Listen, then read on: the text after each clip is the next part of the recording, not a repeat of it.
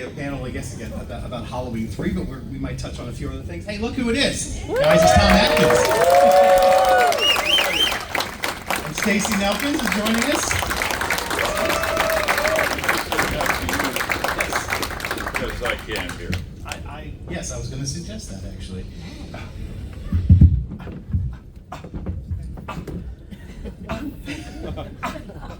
You're having way too much fun doing that. Ha! Does that work? Oh yeah. Okay. Fresh, now. They're fresh from a photo session, so yeah. I don't even know. When you first got approached to be in this, and did you have any sense that this was a big deal, that this wasn't a Michael Myers film, that people would openly rebel in the theaters and have riots, or were you just making a movie that because honestly, I remember my experience seeing it. I think I knew going in it wasn't supposed to be Michael Myers, and they were trying out this anthology thing, and I loved the movie right off the bat. And I know, like, probably a lot more people say that now than actually said it at the time, but when you were making it, did you have any sense it was going to be an issue with fans about this? I had no, nothing. I think I just loved the script. I loved the character. I had only seen Halloween 1 after I got the part, so to just kind of know what was going on, but knowing that ours was completely a departure from the first two, so no, it was a surprise that people were so upset, and everything that happened, all of this is a surprise to us. What about you, Tom? You were a little closer. It never occurred to me that it was a problem. It was, I hadn't been doing that many films. I had done The Fog for John before this, and I think this was the next one in John's realm, right? And I was invited to do it. I didn't have to audition for it. I didn't have to, and I was just invited by John and Tommy Lee Wallace, and I thought, oh man, this is great. This is a great job. And I read the script, and it was a wonderful role, and if I get to play with a beautiful young girl, though I didn't know at that time that it would be Stacey until we, that's another story. And so it never occurred to me that it was, I didn't know it was an anthology or intended to be part of an anthology or anything. It never occurred to me that people would be pissed off that Michael Myers wasn't in it. And the first time I did one of these, yeah, somebody came up to me and said, I hated this movie. Where the hell was Michael Myers? And I said, I don't give a shit. And I don't give a shit that you were looking for Michael Myers, because he was never intended to be in this movie. Can't you read? He's nowhere in the poster or trailer or anywhere, so why would you look? Anyway, and it was only later that I found out that it was John's intention to write a different Halloween movie every Halloween. Mm-hmm. And the money people said, no, you could do this one because it's already in the shoot, but no more different stories. There'll all be Michael Myers movies now because he makes us tons of money. And it did not open real strong. It was not a big opening for Halloween 3, but I gotta tell you, Halloween 3 has become more and more and more popular every year since we made it. Every one of these conventions that I go to, and I go to 4 or 5, 6 a year maybe, I see 3 new products of Halloween that I had not seen before, ever. New things. Halloween I've already 3, you seen mean, 3 yeah. this Yeah. convention. Yeah. It's stunning to me, the popularity, and we never dreamed. Never dreamed. Now I gotta tell you, Tommy called me one day early on. We were getting ready to do the film, and he said, would you mind coming down to the office today? The production office, wherever the hell, I can't even remember where. And he said, we're down to the 3 final girls for Ellie Grimbridge, and would you mind reading with them? I said, no, I'll be happy to. So I went down and read with the other 2 I have no memory of, but when Stacy came in and she and I read, and then she walked out of the room, and Deborah Hill, Tommy Lee Wallace, and I think John might have been, I'm not sure if John was there or not, but we all looked at each other and said, she's it, that's the one. And you had the part before you even left the building. Go ahead. No, I was gonna say, it was one of those amazing moments. I was driving home from the audition, came in my door, answered the phone. This is before cell phones, guys. And I answered the phone. It was ringing as I walk in the door, and my agent telling me I had the part, which was incredible. And then we started shooting. Yeah. I think a few days later. Pretty much. So they were really down to the wire. And it was like that old joke. Yeah. Do you know each other? Welcome to the set. Get in bed. Yeah. We'll do that scene first. Yep. Something like Yeah. that. Close to that. It's certainly a way to get to know your co-star in a hurry, like that if you haven't met before. Yeah. Absolutely. Start with the hardest thing, and Yeah. then. No pun intended. Hopefully not. Those were the days before intimacy coordinators. So, yeah, let me ask you real quick, just a side note to you talking about auditioning. I remember years ago I was interviewing the director of the guy who did the behind the scenes or the making of Blade Runner documentary, and you were interviewed by him, and I know he has a very hard name to pronounce, but so I don't want to mispronounce it. But that was, I think, the first time a lot of us knew that you were cast in that film as like another replicant character that was in the book, if I'm not mistaken, and named Mary, and you were and Mary was dying, and they were still writing the script, or at least writing that character, and then. So you were cast, you had gone in for Pris, right? That was the thing, and because Daryl Hannah talks a lot about meeting all of the other women who were, so, and you all had very different takes on Pris because you were allowed to sort of develop the look and the act of that character. But anyway, and then because the writer's strike happened while they were still writing your character, fleshing it out, they couldn't finish it, and you got cut.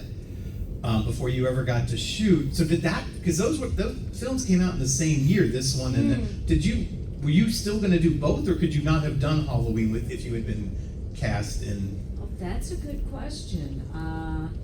I don't know if I feel like would Blade have Runner been would have able been to first. do. Yeah, I think it was. Yeah. I had auditioned for the part of Pris. It was down to Daryl Hannah and me. Right. And we know who got the part. But the footage of you, there's footage of your screen test, which looks like a movie. I mean, it looks like a real movie. Yeah, it's they lit, shot there's it fog. I mean, 35 you're amazing in that. millimeter, and the fog and all the special effects and the hair and the makeup. So my character had actually been written, and I had the part, and it was a great part, great dying scene, and done the hair and makeup and wardrobe and all that, and was hanging out on the set and with everybody. And then Michael Dealey, one of the producers, called me and said, darling, we're way over budget and we haven't gotten to your part yet, and so sorry, we're gonna have to cancel. And that was it, just boom, and I was out of an amazing movie. And that's how it goes in Hollywood. That's how it goes in life, I know Ridley Scott had talked about there was going to be like a replicant wake sequence that he was going to sort of pattern after what he had read about Vampire Week or Vampire, and it was going to be like really dark and really amazing.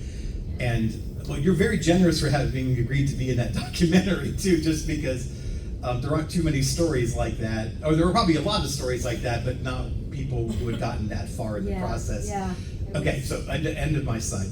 No. Curiosity. Anyway, so you talked about the initial reaction to Halloween 3, but at what point, and I realize you're not going to be able to pinpoint an exact date, but at what point, probably in these conventions, did you start to realize, oh no, there's people that like this movie and love this movie and defend this movie?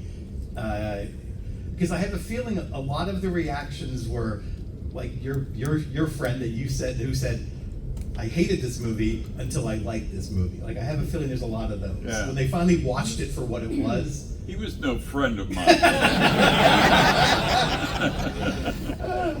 No. Well, was there a certain point where you were like, I don't think it was long after that, though, that people started, having a very positive reaction to Halloween 3. And then people started saying, I like Halloween 3 better than the other Halloween 3s or Halloweens. It's now my very favorite Halloween movie, and my girlfriend and I watch it every year, or my family and I watch it every year. It wasn't all that long after The Guide, and Yeah, and I credit. Where the Hell Was Michael Myers? And Tommy eventually wrote a book. Yeah. And it's called Halloween. Where the hell is Michael Myers? But I really credit Sean Clark also for getting all and knowing that he saw something in this movie and saw that there were fans like all of you out there that has made this build over the years. It's miraculous to all of us. We never expected anything like this. Yeah. Just today, there was 2 kids came to my table. A little girl brought by her dad, and her name is Lane. I don't know if she's here or not. Lane, are you here? If you are, stand up and wave. I don't think so. So, and a little boy named Liam came a little bit later. Liam, you here? All right. So I said to the girl, she had the music disc of Alan's music from Halloween 3. And I said, do you like the music for this movie? Oh, it's awesome. Have you seen this movie? It's awesome. I love it. And I said, wow, how old are you? And she said, 8. And I thought, my God, this is a whole new fan, a whole new generation of fans. And the kid was about 7 or 8, Liam, and he loved it.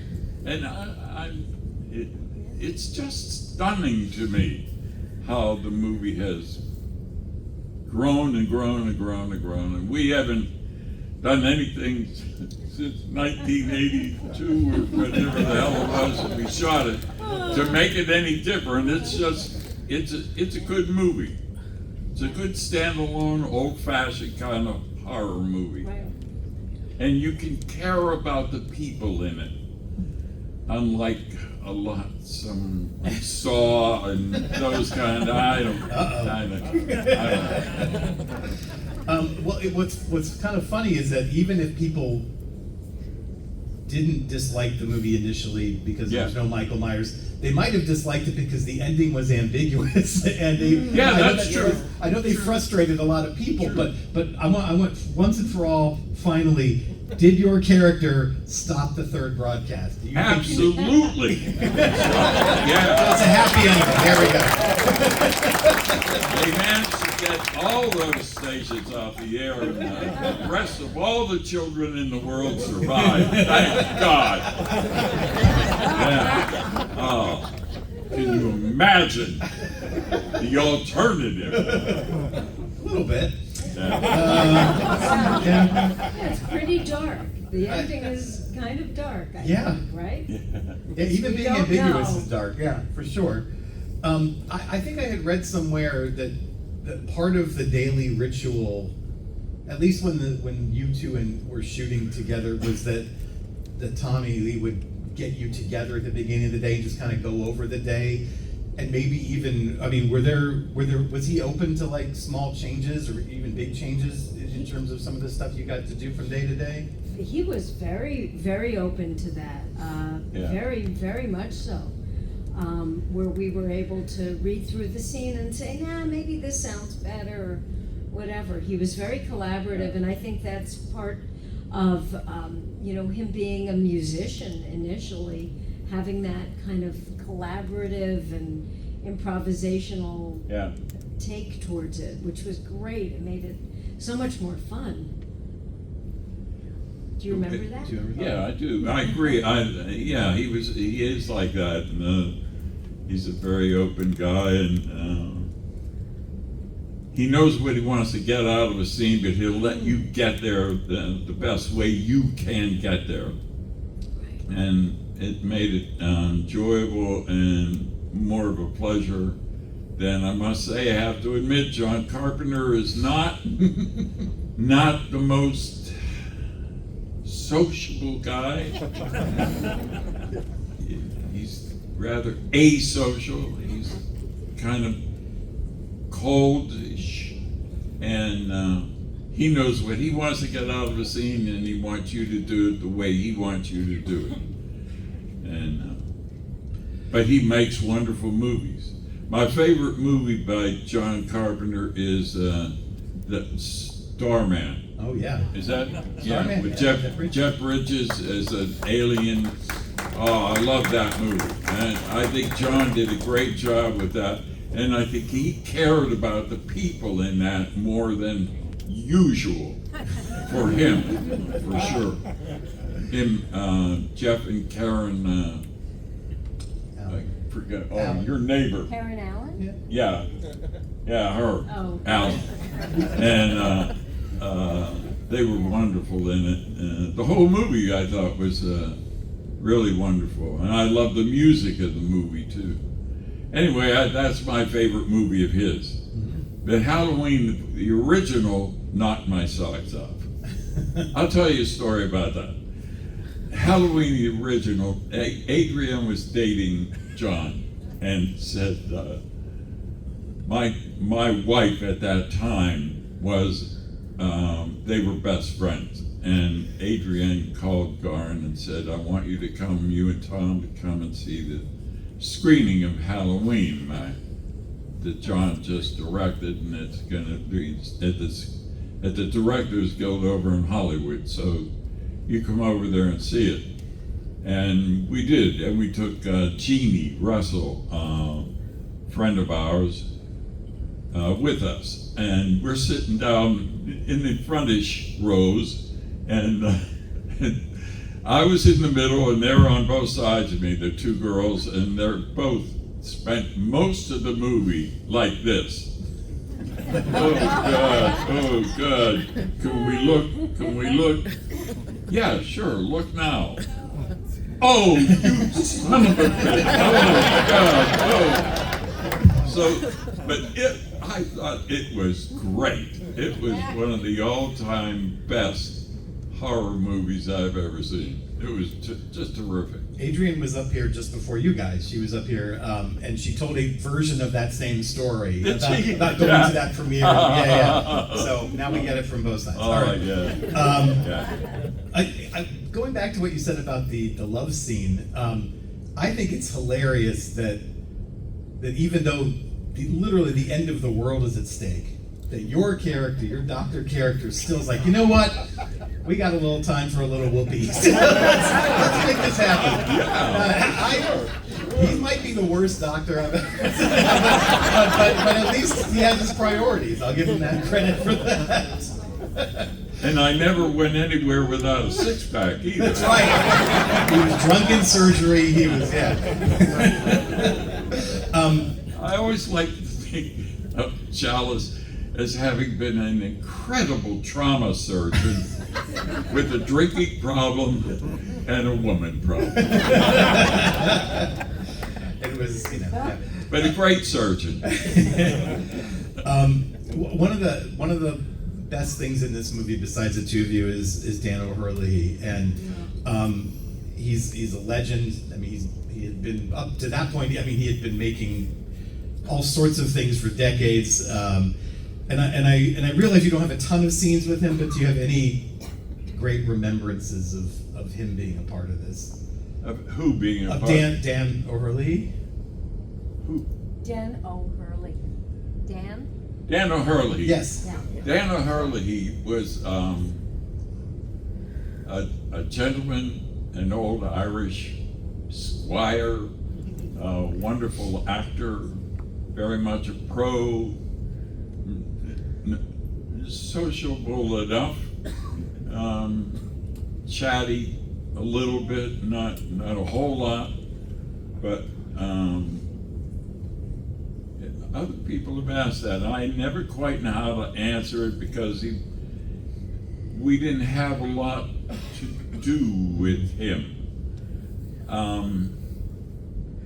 Did we? Not you know? a lot, no. I just remember him being able to Yeah. be very real Yeah. when we were off camera, and he would be, you know, sociable, as you said. Yeah. You know, even Yeah. a little humorous, because he is Irish, and he had that, and he was, you know, had a warmth. He was a real person. And then the minute Tommy said action, you know, he was Yeah. was that awful, hard, cold Yeah. person that he I portrayed. always got a kick out of him being when I think we were still both. Well, I was on the rail. I'm not sure if you were there or not. After having, you were there. After having dumped all the chips down in, and that everything's blowing up, and he's quietly standing down there going. Right. Right. He was brilliant in that. He really Yeah. was. He was a still man Yes. in the best sense of the word. Stacey, I want to ask you about the robot version of you. I forgot to ask, how many of you were at the screening last night? Are you just because a lot of people have just seen this movie last night with Alan playing the score. But I just want to talk about, like, I mean, you get your head cut off, but how do you achieve the effects? And what was that crap coming out of your mouth? Oh, I think it was frozen orange juice. I think it was orange, you know, that Oh, the concentrate. Concentrate, yeah. Yeah. Pretty sure that's what Wow. it was. But how did they- so how it did they- had substance Yeah, it had as some- opposed yeah. to just orange Liquid, juice. right. I never knew that. Pretty sure that's what it was. I never knew that because I had to go through Dick Warlock's stomach or chest or something, and take a handful of it, and I thought, ooh, oogie. Yeah. Well, tell me about, like, just achieving the effect, like when you get your head cut off and your body's over there and your head's over here, and I mean, how did they? Oh, that was That was amazing. one of my favorite scenes. Yeah. Me too. I love that scene. That was like real old-fashioned movie making. Before green screen and all those things, they had built this amazing platform that was, you know, about 1.5 feet high, covered it with grass. There was one hole over here and then one hole over here. I crawled underneath the platform, stuck my head up like a little whack-a-mole. My head was up, and then my body double, who was exactly, you know, the same size as I am, Yeah. or as I was, wearing the exact same clothes that we had been wearing for a while at Yeah. that point, because it was a long sequence, the end of the show. So, you know, every time I would look down, I'd see the same clothes. It was, I think, that sweater and the jeans, and anyway, and she is over here with her head down this hole, and as I'm up and I'm looking at my body, because she's wearing my clothes with my shape, and it was just trippy. It was very trippy. Yeah. And, you know, like nobody, I don't know how they thought of that. That, to me, is old-fashioned great movie making, you know? Another bit of ambiguity, what's the word I'm trying to say? Ambiguity. Ambiguity that I'm trying There you to go. about this movie is Yeah. at what point Stacy is, or that your character becomes replaced by a robot, and some people think she was a robot the whole time, and some people think it was, which I don't think is true. But some people theorize this, and some people think it's probably when they get captured initially and separated. So, do you know? Do you know where you? Yeah, do you? Thanks for asking. I really always thought it was after I got tied up. That in that process, when I was tied up and captured, something happened because I was a little different after. They You turned didn't notice, you did you, into a darling? robot. They Didn't did. they? They Yeah. did. That's what I They always did thought. it. Yeah. I didn't That's- think you were always a No, robot. never occurred to me. Believe me, I didn't think you Thank you. I thought they turned you into one Right. later. Right. Yeah. Exactly. So I'm gonna Thank ask you, one more Dr. question. Jones. We have a microphone right here. I know we haven't been doing enough audience questions, but we have a microphone right here. I'm gonna ask one more question though, just real quick to Tom. You've always said that your character in Night of the Creeps is your favorite character that you've played. Where does the Good Doctor fall into your ranking of favorite characters? Yeah. Is that what you're asking? Yeah. Who is my favorite character? Well, I know the Night of the Creeps character is your favorite, right? Yes. Yeah. So where does the Doctor fall in the Oh, ranking? Chalice? Yeah. Probably second or third. Okay. Yeah. I like Nick and the Fog too. I like the Fog a lot. It was kind of an old-fashioned ghost story. It was fun. Yeah. Yeah. Probably second. That's awesome. But, Okay. but Night of the Creeps is my very personal favorite of any of the movies I made. Yeah.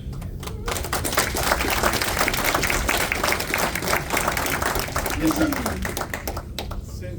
Since John. Wait, is that on? Is that? No, it's not. Flip the little switch on top. Either one's, or I'll give you mine if it doesn't work. I think you can hear me. All right, go ahead. Since John Repeat and it. Tommy Lee Wallace are close friends, are their directing styles similar or different? So he wants to know if Tommy Lee Wallace's directing style is similar or different to John's, but you've already sort of answered that. Yeah, it's very different. It's very different. John, like I say, John knew what he wanted in any scene, and he wanted you to do it the way he wanted you to do it. Tommy knew what he wanted in any scene, and he'd let you get to that however you wanted to do it. Pretty much.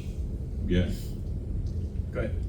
See, is it on? Oh, it is on. There it is. Hi. There we go. So yesterday the question came up. They wanted to know what moments in movies kind of creeped you out as a kid. I didn't really have many, but the two that stand out for me were Season of the Witch, with the whole shrinking the heads and the roaches, but also Night of the Creeps. There's something about the slug in the mouth just really creeped me out.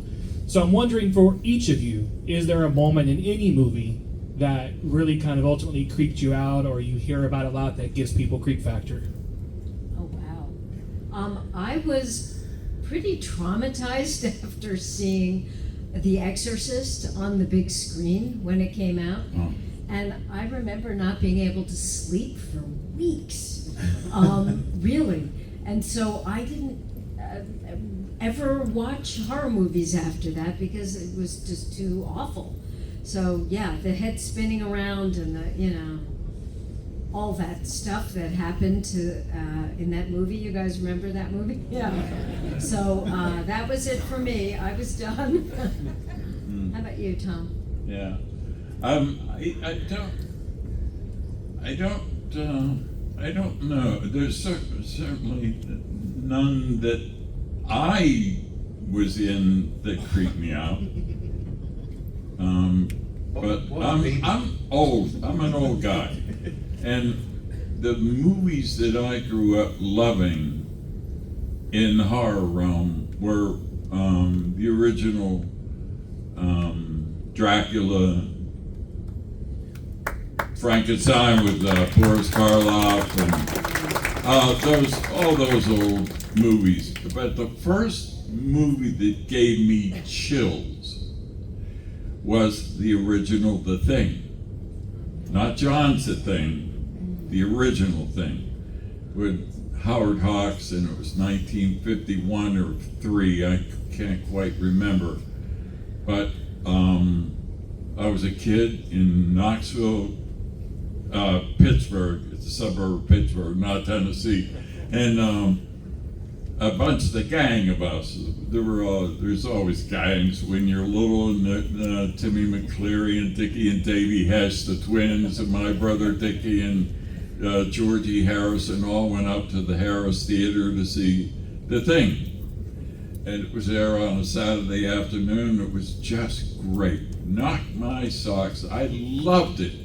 I loved all the chatter, all overlapping. Nobody ever did that in a movie before, where all these reporters and everybody were in there. What the hell was that? What landed? What's going on? I gotta get off the phone. Give me that phone. And it was, and then they said, let's go out and see. And they went out to the ice, and they saw the shape under the ice, and then they all walked out and formed a flying saucer under the ice, and I went, ooh. And then later, they dug whatever was in there out of it and put it in the radio room with the radio man, and he didn't want to look at it, so he threw a blanket over it, but it was an electric blanket. And it started dripping. And then the rest of the movie, it scared the shit out of me in the most delicious way. I love that movie. A week later, it's playing over in Allentown, over the hill. And I said to Georgie and Dickie and Davey and Dickie, you guys want to go see it? Hell no, we saw it. I don't want to go see it again. I did. I went at a 4 o'clock screening by myself. And as soon as I walked in and sat down my popcorn, I thought, oh no, it's 4 o'clock. By the time this is over, it's going to be dark. Oh, no. Well, when it got into the radio room and the blanket and it started dripping, I ran out of the theater and ran all the way home. That's the movie that gave me grief. I would say, when I think of like a preteen Tom Atkins, I still see the mustache somehow. And not that you asked me, but this is the one that did it for me. This is the Salem's Lot is the thing. What is it? Oh, Salem's Lot. On yeah. TV, the scratching, Stephen Toby Hooper. Yeah, Toby Hooper. That's the thing that creeped me out. That was the first thing I remember creeping me out. Yeah. Okay, yes, go ahead. All right, apologies if you've already talked about this. I was a few minutes late, but that final scene in the gas station, Halloween 3, he's on the phone saying, stop it. Is there an alternate cut of that scene where he tells those kids to take off the damn masks because they're in imminent danger? I'm just wondering, like, stop it, kids, take off the mask, stop it, kids, take off the mask. Just wondering if that exists. You wanted to write that scene. And there would have been a $6. No, there was no alternative scene. It was just, it was what it was, and he said, just let it go. All right, just wondering. And I had a lot of fun screaming my ass off, stop it. Anybody else? Yeah. We got time for, go ahead. Yeah, just. You guys have both been in a fair share of action scenes. You have been on the police team and the Fall Guy, and you've done your own stuff. I guess my question is, was there ever a stunt that you were watching where you were like, wow, that's impressive, or that you like, I don't know how they did that? So he wants to know if any of the action pictures that you did, if you ever witnessed a stunt that you were impressed by. I thought you were going to ask him if there's one that he saw that he's like, I could have done that. I don't need a stunt guy for that. But no, just any stunt that you were like, wow, that's incredible. That something you saw firsthand, maybe. This is for both of you. Offhand, no. Well, I saw a stunt man go off the top of a roof in Lethal Weapon 1, but it wasn't that high, and he went into a big bunch of balloons. No, I don't think any really impressed me to where I was going, whoa, God, yeah. I'm glad that worked. But I did a Beretta, a dumbass TV series, where I saw two things happen. We were shooting a scene where I'm a bad guy and I'm supposed to run down an alley and jump into my mate's car, which is crossing the alley, into the window, or passenger side on the car, and we make a getaway. And I remember saying to the guy, I could do that. That's one of those. And I said, I'd like to try that. And he laughed at me. It turned out it was Hal Needham. Oh, yeah. And he said, no, you're not going to do it. I'm going to do it. I get paid to do it. You don't. And he did it and made it look easy. I would have killed myself probably. Missed the window, fallen under the car. Right. Find a new actor for this part. But the second Okay, thing there's another one. was we were shooting downtown LA, a scene for Beretta. And there were a lot of people gather around, as there is when you're outside doing a scene. A lot of people around the fringes and a lot of cops. And I thought, wow, what are all the cops here for? Well, some guy came out of the crowd and hit a guy in the front line of the crowd who had a really nice looking briefcase. Slammed him over the head with something and knocked him down. His head is bleeding, and grabbed the suitcase and ran. Immediately, there were 3 cops on him, down on the ground. And you know what was in the suitcase? The guy who hit the guy was a homeless guy, and the guy who was holding the briefcase was a homeless guy. There were some clean clothes in the briefcase. That was it. Nothing. Wow. None. Wow. What about you? Oh, I'm in awe of any of those stunts that the stuntmen do. I've gotten to work over the years with a lot of them. I did a TV movie called The Triangle Factory Fire Scandal, which was about the original Triangle Fire, where, you know, all the people were dying, the young women who worked in the garment factory. And so people in real life and in the TV movie jumped out of the windows to live, as they did on 9/11. And so I got to see a lot of that jumping, a lot of fights, and a lot of the TV movies and, you know, episodics I've done where they're breaking through the sugar glass or whatever they call it, and the fake. Yeah. I mean, these guys are amazing, those stuntmen. So that was a very cool question, whoever asked that. Guys, we've run out of time. Please go visit them. You still have a few hours left to go visit them at their booths in the dealer room. Thank you both so much for being here. You and